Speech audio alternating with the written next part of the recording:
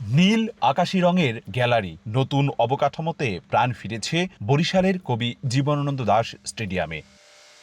2022 সালে স্টেডিয়ামটিতে প্রায় 65 কোটি টাকার সংস্কার প্রকল্পের কাজ শুরু করে জাতীয় ক্রীড়া পরিষদ। বর্তমানে দৃশ্যমান অত্যাধুনিক pavilion, media centre, passenger lift ও ইনডোর প্র্যাকটিস নেট। এরই মধ্যে শেষ হয়েছে মূল পিচের কাজ, নতুন করে আলো ছড়াচ্ছে আধুনিক ফ্লাড লাইট। এই মাঠে নিম্নমানের আউটফিল্ড হয়েছিল, তখন কাজটা বন্ধ হয়ে যায়। বর্তমান সরকার আসার পরে কাজটা আবার নতুন করে শুরু হয়, মাঠের আউটফিল্ডের কাজ।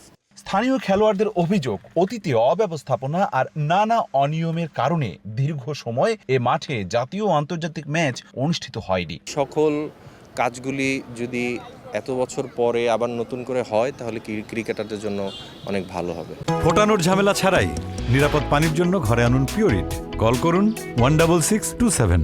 সংস্কার শেষে চলতি বছরের শেষের দিকেই স্টেডিয়ামে ম্যাচ আয়োজনের রোডম্যাপ তৈরি করা হয়েছে জানিয়েছে জেলা ক্রীড়া সংস্থা। আমি দায়িত্ব নেওয়ার পরে সর্বপ্রথম স্টেডিয়ামে এসেই আমি প্রথম এখানকার যারা ঠিকাদার রয়েছে, আমি ঠিকাদারদের সাথে কথা বলেছি।